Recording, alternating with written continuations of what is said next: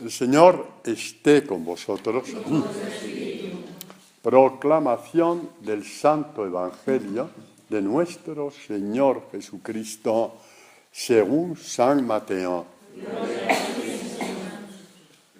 Caminando por la ribera del mar de Galilea, vio a dos hermanos, Simón, llamado Pedro, y su hermano Andrés, echando la red en el mar, pues eran pescadores. Y les dice: venid conmigo y os haré pescadores de hombres. Y ellos al instante, dejando las redes, le siguieron. Caminando adelante, vio a otros dos hermanos, Santiago, el de Zebedeo, y su hermano Juan, que estaban en la barca con su padre, Zebedeo, arreglando sus redes, y los llamó. Y ellos, al instante, dejando la barca y a su padre, le siguieron. Palabra del Señor. ¿Podéis sentaros?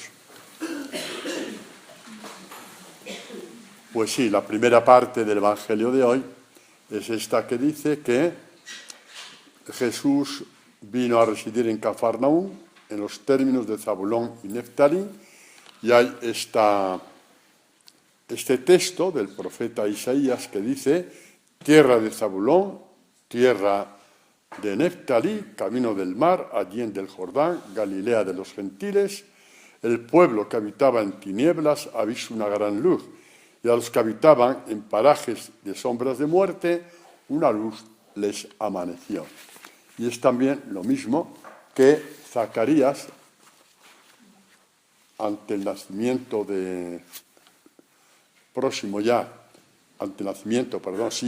ante la circuncisión de su hijo Juan Bautista, anuncia la figura del Mesías en este sentido, ¿no?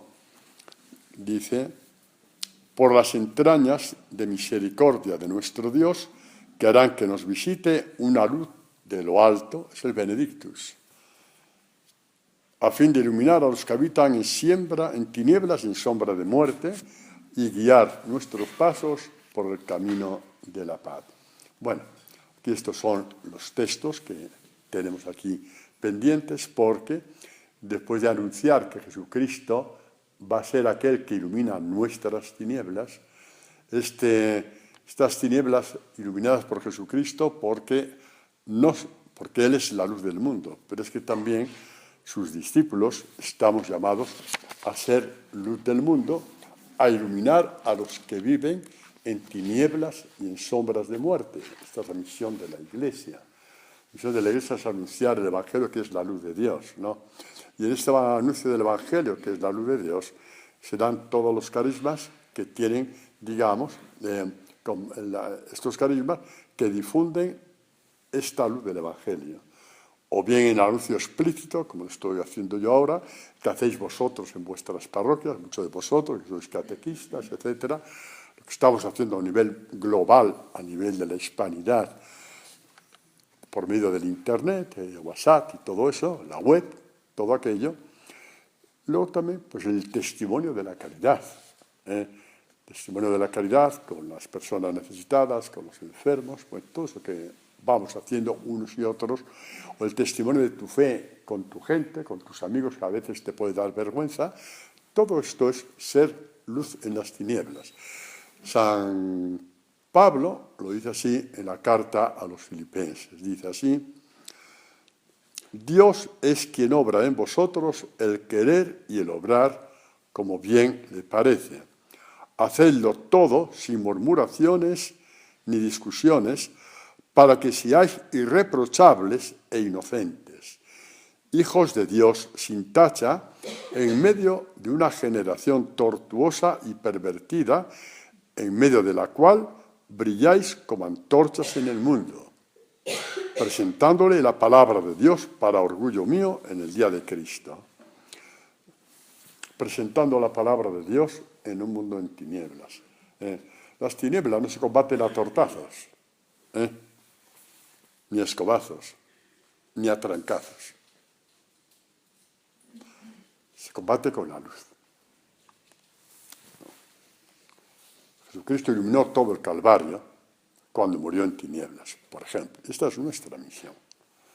Es una misión la más efectiva de todas. La más efectiva de todas. Combatimos las tinieblas con las armas de la luz, son las armas de Jesucristo. No con las armas que toman los demás para defender sus cosas. No. Bueno, lo importante es que una vez que Jesucristo, sí, dentro de los carismas, me he olvidado uno muy importante, lo que dije yo otras veces hablando de esto, las personas que, por la edad o por la razón que sea, son nuestras velas delante del Señor. Están con la luz encendida delante del Señor. Son los que nos sostienen con su oración también. Eso es un carisma auténtico de evangelización. Y a Dios gracias, todos estos carismas se dan en esta comunidad, ¿no? Que lo sepamos todos. ¿Qué hace Jesucristo, no? Cuando hace este anuncio, digamos, de ir a la Galilea de los gentiles para hacer presente la profecía de Isaías, ¿no? A los que te iluminan en sombras de muerte, vino a la luz del mundo, que es Jesucristo. ¿Qué hace? Llamar a personas concretas a ser discípulos, ¿no? Llamar a un discípulo para ser luz del mundo. Y por eso, pues llama a Simón y a Pedro, que como vemos, os haré pescadores de hombres. Pescadores de hombres y discípulos es lo mismo, son sinónimos. Guadalupe son sinónimos. Ser pescadores de hombres y discípulos es lo mismo.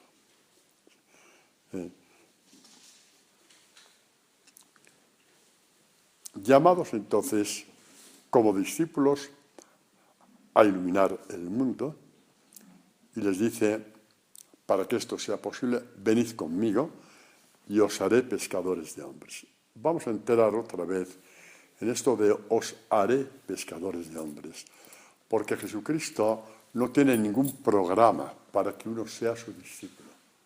El único programa es cómo nos va creando, porque el verbo hacer en la Escritura es el verbo crear. Y por eso, si leemos el libro del Génesis, vemos cómo, y dijo Dios, o sea, dijo Dios es la palabra, y la palabra creó. ¿Qué creó? El sol, la luna, las estrellas, los montes, los valles. Y dijo Dios, en cada día de la creación, o cada etapa de la creación, viene precedido por y dijo Dios. Y la palabra tuvo poder para crear los 100.000 millones de galaxias que tenemos hoy en la Tierra, que de aquí a un año posiblemente serán no sé cuántos millones más. Este es el poder de la palabra de Dios. Y por si fuera poco, es tan grande el poder que tiene la palabra de Dios, es tan grande el poder que puede hacer de nosotros, que estamos arrastrados a las cosas de la tierra, discípulos suyos y luz del mundo. Ese es el verbo hacer, os haré. En Marcos viene mucho más explícito, os haré llegar a ser, para explicar que es evolutivamente, igual que la creación fue evolutiva. Igual que la creación fue evolutiva, también la creación del discipulado tiene sus etapas de fe, sus etapas de evolución, donde lo importante es venid conmigo. Hay un texto del Evangelio, creo que es de San Juan, no me acuerdo ahora qué capítulo y qué versículo es, pero es de San Juan, acerca de ese miedo que podemos tener de ir al Señor, quizá porque la vida nos pese mucho, por la situación concreta que tengamos ahora, quizá por nuestra vida pasada. El demonio utiliza la vida pasada para frenarnos. Entonces, dice Jesucristo, al que venga a mí, no le echaré fuera.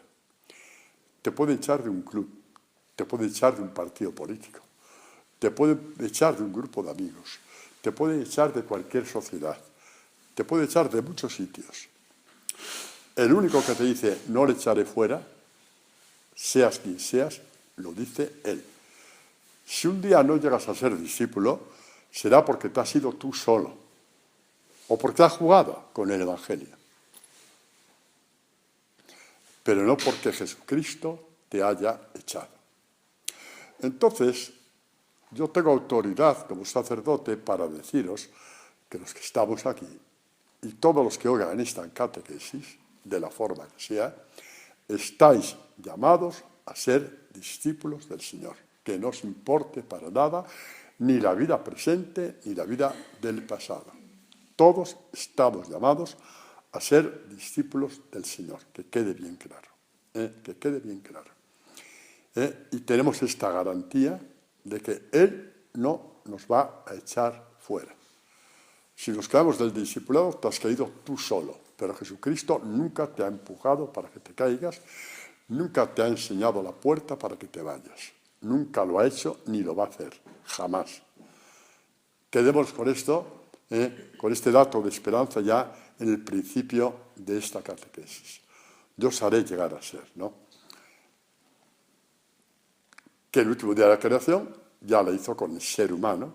Hagamos al hombre a nuestra imagen y semejanza. El verbo hacer nuevamente, como lo sabemos. Estas etapas de la fe que las hay, y que no son las mismas para todos, y que no tienen ningún nombre concreto. Ahora bautismo, después confirmación, penitencia. Los sacramentos están ahí en su momento, pero no significa etapas evolutivas. ¿De acuerdo? Porque el programa de la creación, precisamente por ser creación, rompe todos los programas. Justamente por ser creación de Dios, rompe todos los programas.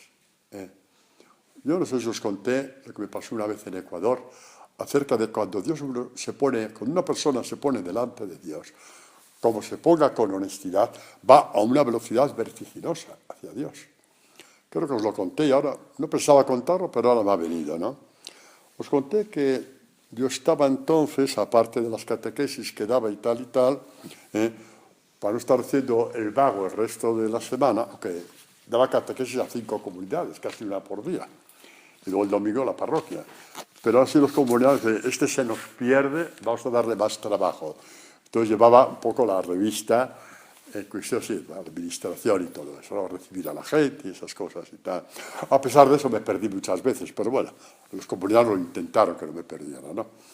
Pero bueno, una vez vi una señora y me dice, padre, hay una señora que le busca. Bueno, fui a hablar con ella y tal, no la conocía de nada, no, buscaba un padre, bueno, muy bien, tal. Una señora, quizá los que lleváis más tiempo en la comunidad ya os conté una vez, ¿no? Vestida pues como si fuera una campesina, además ahí vestidita de negro y todo eso y tal, como los dibujos de Forges, sí, igualita. Y dice, padre, venía a dar una limosna, pues muy bien y tal, pasó a la sala de visitas, hablamos, tal, y de pronto veo que saca del bolso, saca un fajo, y yo me quedé atontado, ¿no? Porque ahí había algo pues muy superior a lo que su nivel de vida que pudiera ser, ¿no? Era como decir ahora aquí, pues no sé calcular, en aquel tiempo podía haber calculado pues como el sueldo de medio año de un trabajador. Fue lo que yo calculé entonces. Pero una persona así, me quedé así. Claro, yo pues la cosa pregunté, digo, bueno, ¿usted pertenece a algún grupo, a algún movimiento de la iglesia para hacer este gesto y tal? Dice, no, padre, no. Yo, pues, en mi parroquia voy, rezo y tal, pero hay una cosa que tengo muy clara, que mi diezmo de todo lo que yo soy es para Dios. Dice, empezando por el tiempo. Yo rezo 2 horas diarias, porque ese tiempo es mi diezmo para Dios. Yo me quedé con la boca abierta. Esta persona ni está en un grupo, ni está en un movimiento, ni ha hecho esto para aquí, esto para allá, pero cuando uno se pone limpiamente delante de Dios, Dios le dice lo que tiene que hacer. Y también le dijo lo del diezmo. A lo mejor ese diezmo era del año entero, no me interesa. Quiere decir que yo me quedé, vi lo bonita que es la iglesia. Que a veces sin programación ninguna, te ves ante una persona ante la cual yo como sacerdote me tuve que inclinar porque esa mujer irradiaba la luz de Dios. Irradiaba la belleza del Evangelio. Esa mujer irradiaba la belleza del Evangelio. ¿Por qué os digo esto? Pues para esto, ¿no? Que Dios tiene para cada uno eso de yo os haré llegar a ser. Tiene sus momentos creativos con cada persona, ¿no? Eso queda ahí, ¿no? Y como os dije en catequesis que han salido últimamente, de etapa en etapa, o como dice San Juan, en el prólogo del Evangelio, que ya lo sabéis, ¿no? La palabra se hizo carne y puso su morada entre nosotros y hemos contemplado su gloria, gloria que recibe del Padre como Hijo único, lleno de gracia y de verdad, pues de su plenitud todos hemos recibido gracia por gracia, de etapa en etapa. De combate, como dice San Pablo, he combatido el buen combate en combate. Así es como Dios nos va acercando hacia Él y nos va haciendo crecer. De baluarte en baluarte, como dice el salmista, que iba peregrino hacia el templo de Jerusalén. De etapa en etapa, de baluarte en baluarte, de prueba en prueba, de crisis en crisis, hasta de pataleta en pataleta, porque Dios que no nos gusta la prueba. Y Dios nos trata, pues eso, ala, estás de niño pequeño, ala, pues patalea, que ya te cansarás de patalear. Y volvemos a Dios. Volvemos a Dios porque pataleando no adelantamos nada, ¿no? Vamos a ver, porque en esto de gracia en gracia experimentamos presencias de Dios. Experimentamos intervenciones de Dios. Experimentamos lo que en la espiritualidad de la palabra se llama memoriales de Dios. Dios actuó en ti aquel día y abriste los ojos y adelante. Y esto ha pasado en nuestra vida con una cierta frecuencia, en que hemos visto que esas cosas no sucedieron por casualidad, que eso que te pasó no fue por casualidad, sino que era Dios diciéndote, estoy contigo. Y te abrió una puerta o lo que fuera, porque con cada uno tiene su historia, como la tiene con la mía, la tiene con vosotros. Pero son memoriales que nos han puesto de pie y nos ha puesto otra vez en camino. Todos esto lo tenemos. Israel tiene estos memoriales muy fuertes. Israel está esclavo en Egipto, tiene la visita de Moisés, no le creen. Al final, cuando ya ve lo que está pasando entre Moisés y el faraón, Israel ya da fe, da crédito a Moisés, está siempre protestando, salen de Egipto, el mar quiere apedrear a Moisés, les ha llevado a la muerte, les ha llevado por un camino inútil, estupideces, ese tipo se dejó llevar, en fin, por una mente calenturienta y ahora van a morir todos. Bueno, Moisés le dice a Dios, oye, ¿qué hacemos? Levanta la mano, el callado, la fuerza de Dios, ¿no? Y se abre el mar. Bueno, y el desierto lo mismo, ¿no? El pan, el agua, en fin, las rocas. Israel ve todo esto. Sin embargo, cuando llega a la tierra prometida, cuando hay personas ahí súper preparadas para la guerra, más fuertes, más corpulentos, con unas ciudades con unas murallas enormes, unos baluartes enormes, gente preparada para la guerra, ellos llevan años y años en el desierto, apenas son unos andrajos de personas los que llega por ahí, y dicen, todo mentira, todo ha sido un engaño, qué memoriales ni qué narices, el mar se abrió solo, el maná vino porque, no sé, sopló un solano en la panadería de Jerusalén y llegó el pan de la panadería hasta aquí. A veces inventamos chorradas de estas con tal de decir no a Dios. Con tal de desembarazarnos de Dios, somos capaces de atribuir estupideces de ese tipo, ¿no? Y el caso es que conquista la tierra prometida. Una vez que está en la tierra prometida, Israel se va olvidando de Dios. Mirad la diferencia que hay, por ejemplo, entre este Israel que cuando con sus propios ojos vio cómo se abrió el Mar Rojo, cómo pudo pasar sin mojarse ni una gota los pies, cómo atravesaron, cómo el ejército de Egipto, con todos sus carros de combate, etcétera, pensando que les podían dar alcance por el mismo camino, ¿no? Ese camino era para los que habían confiado en Dios, no para los demás. Y el mar se cerró, los tragó a todos. ¿Qué pasó cuando vieron esto? Entonces Moisés y los israelitas cantaron este cántico a Yahvé, diciendo: canto a Dios porque se cubrió de gloria, arrojando en el mar caballo y carro, mi fortaleza y mi canción es Yahvé, etcétera, etcétera. Se lo creyeron.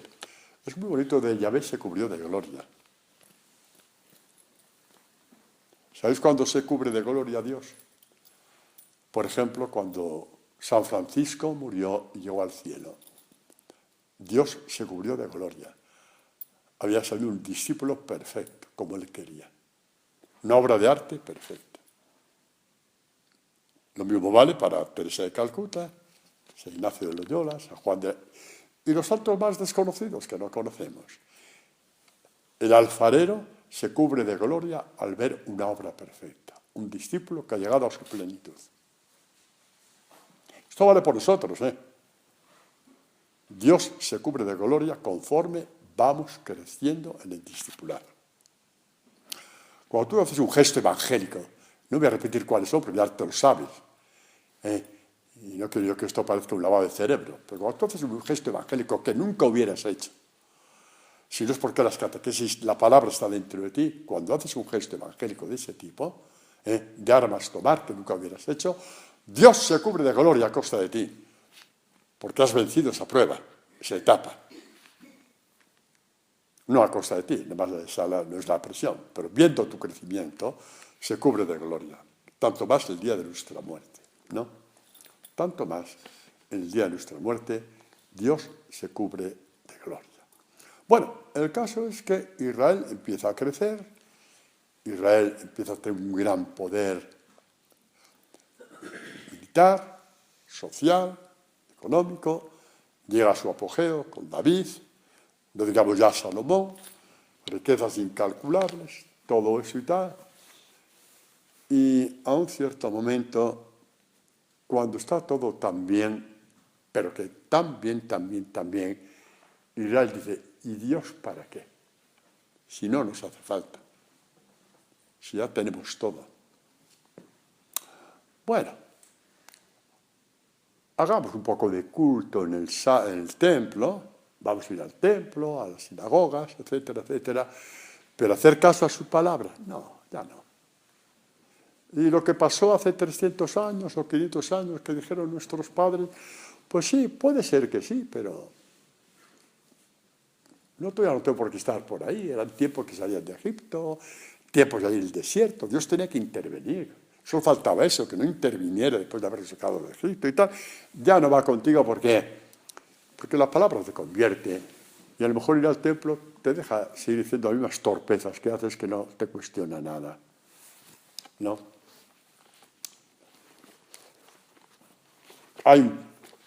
Los profetas y los salmos hablan mucho de esto, para llamar a Israel a la conversión.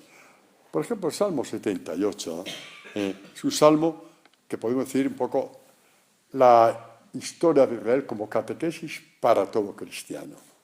Es una catequesis para nosotros, porque nos pasa lo mismo, ¿no? Dice: escucha mi ley, escucha mi palabra, pueblo mío. Tiende tu oído a las palabras de mi boca. Voy a abrir mi boca en parábolas y a evocar los misterios del pasado.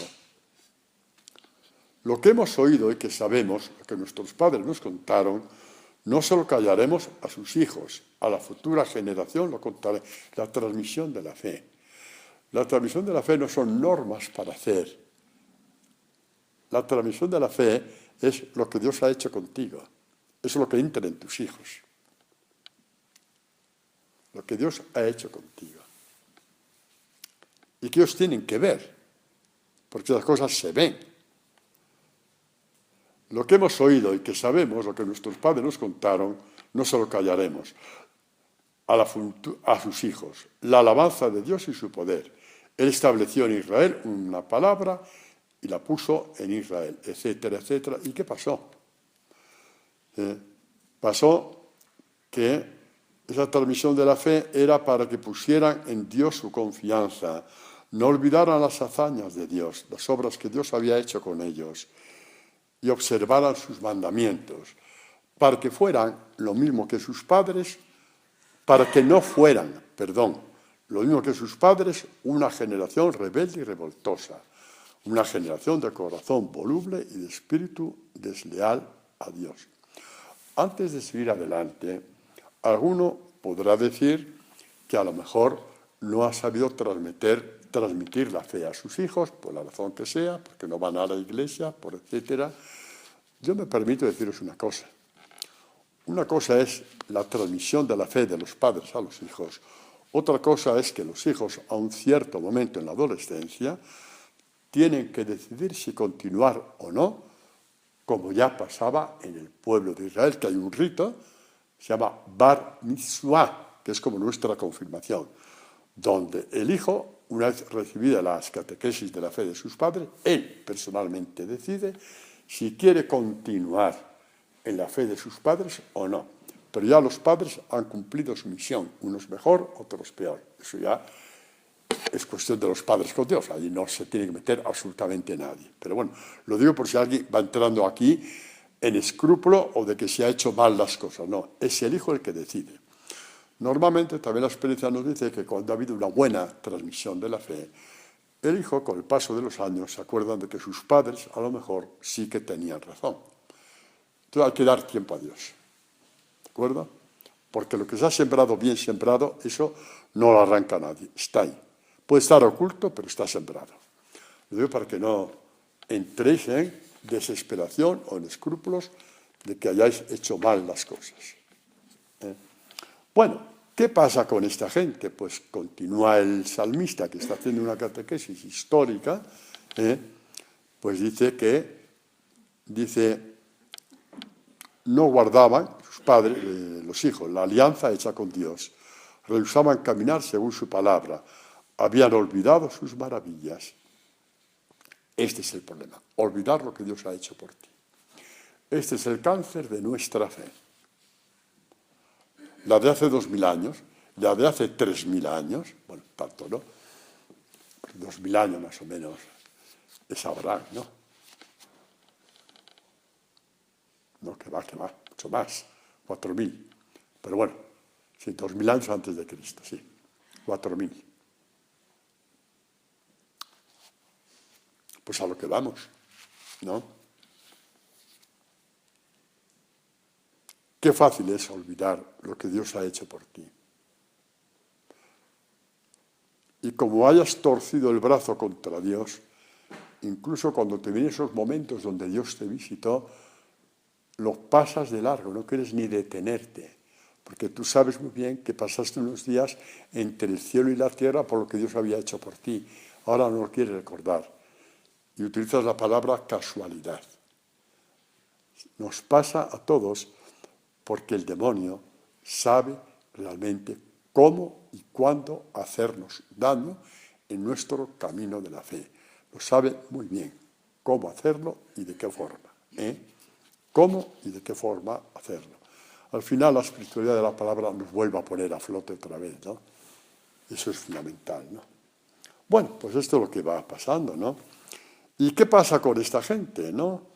Pues está en el desierto, dice en el desierto, hendió la roca, les abrevó a raudales sin medida. Hizo brotar arroyos de la peña y descender las aguas como ríos.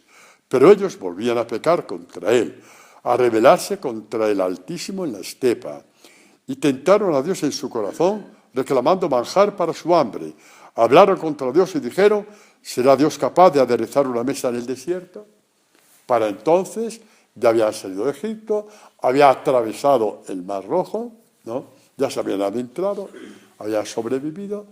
Pues nada, ahora todo eso para matarlos de hambre. Pues se lo creyeron de que Dios les iba a matar de hambre. ¿Os dais cuenta lo inteligente que es el demonio? ¿Cómo nos atonta? Porque solamente un tonto puede pensar así, ¿verdad que sí? Pues el demonio tiene realmente el poder de atontarnos si es que le dejamos. Diciendo que todo fueron casualidades. Eso es. Que las 10 plagas de Egipto fueron casualidad. 10. Incluida la muerte del primogénito del faraón. Todo fueron casualidades. Las tinieblas en Egipto, en todo Egipto, menos en las casas de los israelitas, también casualidades. Dios, el demonio nos tienta con cosas que no hay por dónde cogerlas, pero nuestra perversidad las acepta, como estos lo aceptaron. Así que después de tantos milagros, uno más gordo que otro, será que Dios es capaz de prepararnos una mesa en el desierto, el maná, todo aquello y más, ¿no? Y luego el Salmo 106, pues va también en la misma línea. Terminas olvidando a Dios, que es una forma muy elegante de desentenderte de Él. O sea, llamo a elegancia a la estupidez que nos domina, pero es la elegancia de decir que, pues sí, no tengo nada contra Dios, pero sí, no le necesito, me desentiendo de Él. Y mira que ha hecho cosas por ti. No. El salmista del 106, pues bueno, va en la misma línea, ¿no? Dad gracias a Dios porque es bueno, porque es eterno su amor. ¿Quién podrá decir las proezas de Dios? ¿Quién podrá oír toda su alabanza? Proezas es todo lo que Dios ha hecho por Israel. Bienaventurados los que guardan el derecho, los que practican en todo tiempo la justicia. Acuérdate de mí, Señor, acuérdate de mí por amor a tu pueblo, por todo lo que has hecho por tu pueblo, ¿no? Dice, nuestros padres en Egipto no comprendieron tus prodigios. Son los milagros de los que hoy hablamos un día y otro también, ¿no? Ninguno en Israel se convirtió con los milagros de Jesucristo. Eso ya nos tiene que hacer pensar. Y fueron testigos, no es que lo leyeron en un libro, no los leyeron en un WhatsApp, que me parece muy bien que se pongan, pero no se convirtió ninguno. Ninguno. Lo patearon por debajo de Barrabás. Eso es bueno tenerlo en cuenta, ¿eh? Es bueno tener en cuenta esto. Nuestros padres en Egipto no comprendieron tus prodigios, no se acordaron de tu inmenso amor y se rebelaron contra el Altísimo junto al Mar Rojo, como ya sabemos, ¿no? Dice, nos ha traído aquí para matarnos, un día sí y otro, como niños pequeños. Pues sí, eso es lo que hace el demonio contigo, un pelele incluso mentalmente. Aunque tengas 5 carreras, hace de ti un pelele mentalmente. Así es. Dice, ¿a qué punto llegaron, no? En el Horeb se fabricaron un becerro y el autor de cosas grandes en Horeb se fabricaron un becerro. Se postraron ante un metal fundido. Cambiaron su gloria, la de ser el pueblo elegido, por la imagen de un buey que come hierba. Sí, a ese punto llegamos. ¿Cuánto nos odia Satanás para llevarnos a ese punto? Nos adula para pisotearnos, para rebajarnos a la altura de sus pezuñas, porque no se puede hablar de otra forma. Dice, olvidaban a Dios que les salvaba, olvidaban al autor de cosas grandes en Egipto. Olvidaban en el sentido de se desentendían. Bueno, y en medio de todo esto surge una persona en Israel. Me he tenido casi 20 minutos en esto, ¿no? 40, es demasiado. Bueno, pero el centro viene ahora. Hay una persona en Israel que se desmarca del pueblo y que recoge lo que Dios ha hecho por él para mantener la fidelidad. Y en él vamos a poner nuestros ojos. ¿Sabéis quién es? No, ¿verdad? Me da pena porque Jacinto sí lo sabe, pero por no quedar mal delante de todos los demás. ¿Quién? David, así me gusta, sí señor. Que eres grande, Jacinto. David, el adúltero y el asesino. Es que Dios trastoca todos nuestros moralismos. Dios trastoca todos nuestros moralismos. Dice San Pablo, recogiendo del Antiguo Testamento, de lo que Dios dijo a Samuel, he encontrado a David, el hijo de Jesé, un hombre según mi corazón, que realizará todo lo que yo quiera. Ahí está. Que me hará caso. en lo que yo le diga. Se dejará hacer por mí. Realizará todo lo que quiera. Y esto es la santidad. Y si en una cierta santidad que tú veas falta esto, aléjate. Porque la santidad nace de la palabra cumplida. Al lado de la palabra cumplida, Paulina, todo lo demás es bienvenido. Porque todo ayuda. Pero la columna vertebral del discipulado es dejar a Dios hacer en ti. Eso es. ¿Por qué dice Dios, un hombre según mi corazón? Es que es muy gordo. Lo que Dios dice, David, es muy gordo. Un hombre según mi corazón.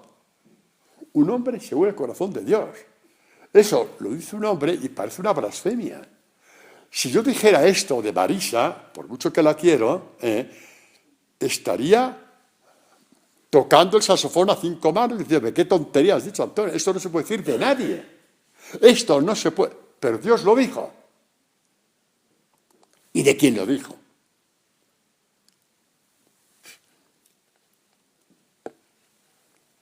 ¿Qué hizo David para que Dios dijera esto de él? ¿Qué hizo David? Vamos a ver lo que hizo David. Este es el centro de la catequesis. El que entiende estos 5 minutos va a entender todo lo que es el discipulado. Repito, el que entienda estos 5 minutos y pida a Dios que ponga las palabras adecuadas en mi boca, entiende todo lo que es el discipulado.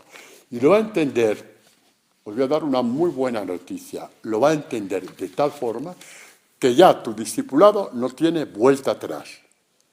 Carlos? Ya tu discipulado no tiene vuelta atrás. Elena, Lourdes, Carmen, Loli, los 4 de la fila.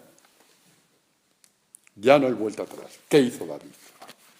Pues vamos a ver qué le pasó a este señor David. Sabéis que en un cierto momento el ejército de los filisteos reta al ejército de Israel. Israel es un pueblo acostumbrado a la batalla, tiene muy buen ejército, muy buenos soldados, muy buenos generales, muy buenos capitanes de tropa, preparadísimos. Su trabajo es prepararse para la guerra, están súper cuidados, como los gladiadores romanos, súper cuidados para todo esto, ¿no?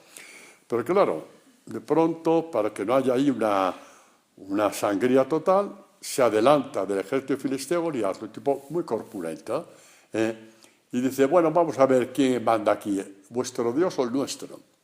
Es un combate de ofensa al Dios de Israel. Pues vamos a ver, uno de los vuestros que venga a luchar conmigo, el que queráis. Si venzo yo, vuestro Dios no sirve para nada. Y si vencéis vosotros, vuestro Dios es el que sirve. ¿Qué os parece? Del ejército de Israel no se movió ni uno. ¿Cómo? Que lo del desierto, lo del Mar Rojo, sí, pues vete tú. Es que Dios nos ayudó en tal sitio, vale, pues si tú te lo crees, vale, pues vete tú, a mí déjame. Nadie quiso ir, nadie se creía en ese momento que Dios iba a actuar. Y actúa David. Y hay que ver un poquito entre líneas la catequesis, que es muy fuerte, muy bonita. Hoy nos va a gustar a todos ser David, en lo que se refiere al discipulado. A todos hoy nos va a gustar ser David. Bueno, entonces, David se presenta, sus hermanos no quieren absoluto ni verle, pero va. Llega el oído a Saúl, lo presentan a Saúl, y dice, dijo David a Saúl, que nadie se acobarde por ese. No le llama ni siquiera por ese ni capitán, por ese. Ya, David, qué chulo que es el tío, por ese. No da ni el nombre, ese tal, ese sujeto, por ese tipejo. Tu siervo irá a combatir con ese filisteo. Dijo Saúl a David, no puedes ir contra ese filisteo para luchar con él, porque tú eres un niño y eres un hombre de guerra. Y él es un hombre de guerra desde su juventud, como todos sus capitanes, pero nadie se quiso mover. Israel nunca ha combatido, era pastor de ovejas. Apenas tendría 15 y 16 años entonces. No estaba ni hecho como un hombre, todavía. Y mira la respuesta que da David a Saúl. Atención, David es un hombre que cree en los memoriales que Dios ha hecho con él. Posiblemente esto no lo habéis oído nunca. ¿Sabéis por qué? Porque yo no había tenido esta iluminación de esto hasta ayer. Si lo habéis oído de otro, pero de mí no. Dice, cuando tu siervo estaba guardando el rebaño de su padre y venía el león o el oso y se llevaba una oveja del rebaño, salía tras él, le golpeaba y se le arrancaba de sus fauces, y si se revolvía contra mí, le sujetaba por la quijada y lo golpeaba hasta matarlo. Tu siervo ha dado muerte al león y al oso, y ese filisteo circunciso será como uno de ellos, pues ha insultado a las huestes de Dios vivo. David se apoya en que Dios le ayudó en cosas donde tenía que haber muerto, haber defendido su rebaño frente a los animales salvajes. Ya este aspecto de si se fue al por león y le arrancó las fauces, bueno, o sea, ni en el circo Price, ¿vale? Pero sí cuenta que él combatió y ahuyentó e incluso mató más de una vez, de otra forma seguramente, a los animales salvajes que atentaban contra el rebaño. Entonces, si entonces no fui yo, sino la fuerza de Dios conmigo, ¿por qué me va a negar ahora la fuerza Dios cuando voy a combatir por él? Porque le está insultando a Dios. Está insultando a Dios a todo el pueblo. David es un hombre que cree en los memoriales de Dios. Y por eso va a dejar a Dios actuar. ¿Y cómo actúa Dios? Venciendo a Goliat. Que Goliat cuando vio se sintió hasta, digamos, injuriado, humillado. Un chaval de 15 años fuera donde él. Es que se sintió injuriado. Y vamos a ver cómo fue el combate. ¿Os acordáis lo que decía antes de San Pablo? Vivimos en un mundo igual que entonces y no han cambiado las cosas porque este mundo tiene un príncipe que nadie se asuste, hombre. Es príncipe de las tinieblas y nosotros somos luces en las tinieblas con las armas de Dios, no con las armas de los factores de las tinieblas, con las armas de Dios que son en el Evangelio de Jesús y la luz que se desprende del Evangelio de Jesús. Bueno, pues entonces mirad cómo es la cosa. Mandó Saúl que vistieran a David con sus propios vestidos y le puso un casco de bronce con la cabeza, le cubrió con su coraza, ciñó a David su espada sobre su vestido. Intentó David caminar, pues aún no estaba acostumbrado, y dijo a Saúl, no puedo caminar con esto, pues nunca me lo he puesto. Rehusó las armas que eran parecidas a las de Goliat, las rehusó, no quiso, le impedían caminar. No le daban libertad de movimiento. Es toda una catequesis fortísima de cómo es nuestro combate y cómo es nuestra iluminación del mundo. No tenemos las mismas armas del mundo y, por supuesto, tampoco la misma sabiduría del mundo. Vamos con la luz, sabiduría y fortaleza de Dios. Así es. ¿Y cómo derribó David a Goliat? Con la piedra angular que es Jesucristo. Con la piedra angular que es Jesucristo. ¿Dónde le hirió? En lo que es el orgullo del hombre. Según la espiritualidad bíblica, el orgullo del hombre es la cabeza. La frente es para coronarla con una diadema. Pues ahí la piedra angular le hizo caer en tierra. Ahora sabemos por qué Dios, perdonando todos los pecados de David, dijo, este sí que es un hombre según mi corazón. Cree en mis memoriales y va a actuar y va a dejarme actuar con la fuerza de mi palabra, y dio fuerza al brazo de David e incrustó la piedra angular en lo más orgulloso de este hombre. Todo el ejército de Filistea quedó, digamos, avergonzado ese día. Avergonzado ese día. Le dijo David al filisteo, mirad el sentido de David. David no hizo esto para ganarse un puesto, para ganar un marquesado, como se hacía en la Edad Media, con los señores feudales, o un ducado. David fue así, Tú vienes contra mí con espada, lanza y jabalina. Yo voy contra ti en nombre de Yahvé Sebaot, Dios de los ejércitos, a los que has desafiado. Tú has desafiado a Dios. Y Dios me ha dado su fuerza y su valor para humillarte delante de todos. Y así aconteció. Detrás de eso que está Dios cuando está contigo, tú cuando estás con Dios, puedes con todo. También contra el mal, sí.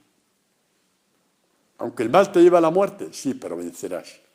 Porque Dios se va a cubrir de gloria contigo, como se cubrió, como dije antes, con San Francisco, con Santa Teresa, con San Ignacio, y con tantos santos y santos, anónimos, como muy probablemente aquella mujercita que yo conocí en Ecuador hace más de 20 años, que posiblemente ya estará en el cielo, ya tenía su edad. No me cabe la menor duda. Se la puede canonizar, yo firmo la canonización ya, ahora, en este momento. Y como estas hay muchas que uno va conociendo por aquí y por allá. Porque el único programa que tuvo esta mujer fue con Dios, que le fue diciendo por aquí, por aquí, por aquí. Con esto no he hecho por tierra los movimientos eclesiales que tienen sus programas, Dios me libre. Pero que Dios está, cuando hace falta, por encima, en el caso de esta mujer.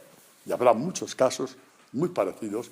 Además, la cara era transparente. La cara de esta mujer, dentro de su pobreza o sencillez, llamémoslo así, era transparente, era luz del mundo esa cara. Me hablaba con los ojos llenos de luz. Yo me quedé traspuesto. Tanto que cuando la despedí fui a hablar con el provincial, mira lo que me ha pasado. Y yo estaba un poco así, con una especie de temblor, y él lo mismo, ¿no? Y dimos gloria a Dios, porque hay muchos santos en la iglesia de ese tipo. Los hay. Basta ponerse frente a Dios, que Dios te santifica. Os haré llegar a ser discípulos míos. Os haré llegar a ser pescadores de hombres. Mirad cómo dice casualmente hoy, que celebramos la conversión de San Pablo, ¿no? Mirad por las 3 etapas de la llamada del Señor. La explica, los que habéis hecho hoy los maitines, era la primera lectura de maitines hoy de la conversión de San Pablo. Da su testimonio y dice así: cuando aquel, mayúscula, Jesús, ¿no?, que me separó desde el seno de mi madre, ¿no? La elección siempre, en términos de Israel, es siempre en este sentido, ¿no? Y me llamó por su gracia, no me llamó por mis méritos, por su gracia, no por mis méritos, por su gracia. Tuvo a bien revelar en mí a su Hijo. Cada vez que hay una predicación hay una revelación de Jesucristo. Cada vez que Dios te da el don de partir la palabra en tu casa, Jesucristo se te está revelando. Segunda fase del discipulado. La primera, Jacinto, llamados porque Él quiso, por su gracia, no por nuestros méritos. Segundo, revelar en mí a su Hijo. Tercero, para que le anunciase. Hay la misión de la Iglesia en las 3 fases. Llamada, como dice San Pablo, hemos sido llamados todos por el Evangelio, nadie se sienta excluido. Segundo, es una llamada para que Él se te manifieste. Se te manifiesta abriéndose en el Evangelio, contemplándolo y participando de Él en la Eucaristía y anunciándolo. Tú anuncias lo que has visto y oído de Jesús conforme se te va revelando. Y esto lo está haciendo esta comunidad, que nadie conoce, que pasa totalmente anónima,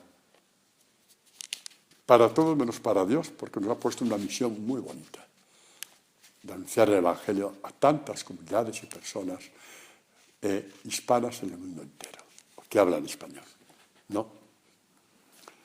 En esta llamada tenemos que tener presente lo que nos dice,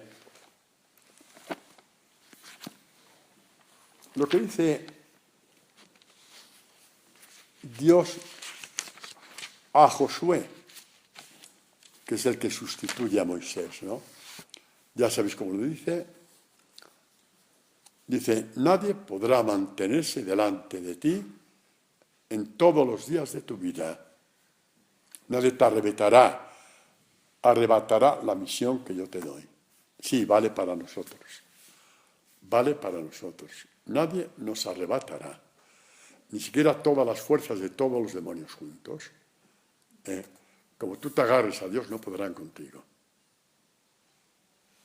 Ni siquiera todo el poder de los demonios juntos pueden contigo, si tú te pones, digamos, en actitud y en pasos de fidelidad a Dios. Nadie podrá mantenerse delante de ti en todos los días de tu vida.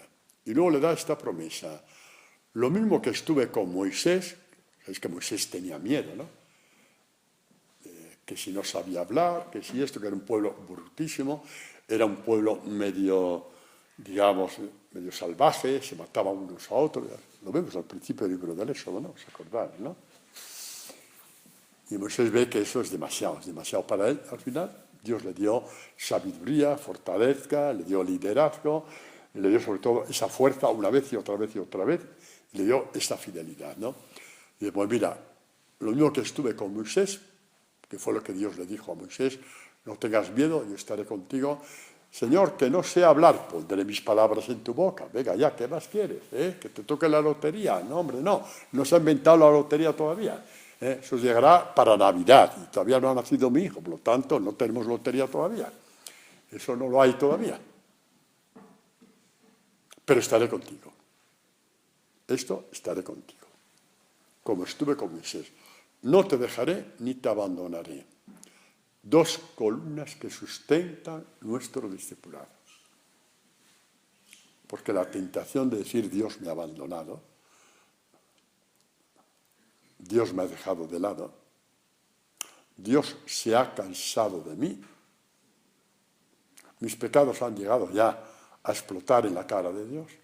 Este es el lenguaje del demonio, sobre todo cuando tú le dejas que te lea la cartilla. Pues no dejes leer la cartilla, porque esto permanece por encima. No te dejaré ni te abandonaré.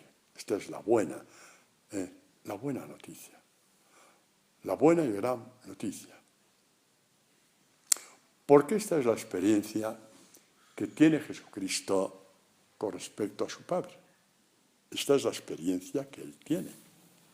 La experiencia que tiene Jesucristo con respecto a su Padre es exactamente el cumplimiento de estas palabras de Dios a Moisés.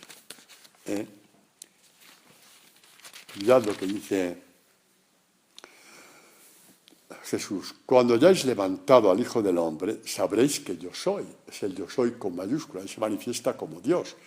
Así lo reconoció el ladrón, y así le reconoció el centurión que comandaba la ejecución. Verdaderamente este era el Hijo de Dios. Sabéis, ¿no? Acuérdate de mí cuando estés en tu reino. Ellos fueron los que proclamaron que Jesucristo era Dios. Sabréis que yo soy, que no hago nada por mi cuenta, sino que lo que el Padre me ha enseñado, eso es lo que hablo. Y el que me ha enviado está conmigo, no me ha dejado solo. Lo sabe muy bien, que lo mismo que se van a cumplir en él las profecías de que será humillado, de que será llevado como cordero al matadero, de que esas profecías dichas por Isaías, entre otros, quizás ese es el más claro, pero no el único, sabe que se va a cumplir en él. Jesucristo sabe que también se va a cumplir en él la profecía hecha a Josué, empezando por Moisés. No te dejaré ni te abandonaré. Así estamos. No te dejaré ni te abandonaré. Y ya a las puertas de la pasión, ya en las catequesis de la última cena, Jesucristo es dejado y abandonado por todos. No te dejaré ni te abandonaré, dice Dios. No, bueno, los hombres lo abandonaron todos. Tal y como dice aquí. Dice, llega la hora, ha llegado ya, en que os dispersaréis cada uno por vuestro lado y me dejaréis solo, me dejaréis y me abandonaréis. Me dejaréis y me abandonaréis. Pero no estoy solo. Porque el Padre está conmigo. Y pregunto, a Jacinto no, porque ya acertó una vez, ya no le pregunto. ¿Jesucristo dijo algo de esto? No te dejaré ni te abandonaré. ¿Dijo algo de esto a sus discípulos? Todos al mismo tiempo no, que todo esto por el mercado. No, todos al mismo tiempo no. Ni al mismo tiempo ni al desigual. Ay, Señor. Yo me tendría que haber dedicado a vender persianas. Me iría mucho mejor. A ver, usted sí lo sabéis, hombre. El envío. El envío. Con eso terminamos la catequesis. Por su parte, los 11 discípulos, así es como termina el Evangelio de Mateo. Los 11 discípulos marcharon a Galilea, al monte que Jesús les había indicado. Al verle le adoraron, algunos sin embargo dudaron. Jesús se acercó a ellos y les habló así: me ha sido dado todo poder en el cielo y en la tierra, el poder de hacer discípulos y el poder de enviaros. Es muy bonito esto. Me ha sido dado por mi Padre el poder de que seáis otros Cristos en la tierra. Es que es bellísimo cómo termina el Evangelio de Jesús. El poder que Dios me ha dado a mí, os lo doy a vosotros. Y pues, haced discípulos a todas las gentes, bautizándolos en el nombre del Padre, del Hijo y del Espíritu Santo, enseñándoles a guardar todo lo que yo os he mandado, que es el Evangelio que yo he recibido de mi Padre. Y aquí que yo estoy con vosotros todos los días hasta el fin del mundo. Todos los días hasta el fin del mundo.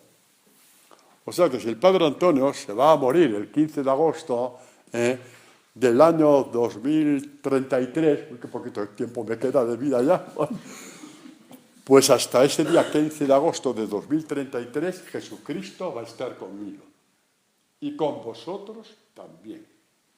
Que lo sepamos. Gloria al Padre, al Hijo y al Espíritu Santo.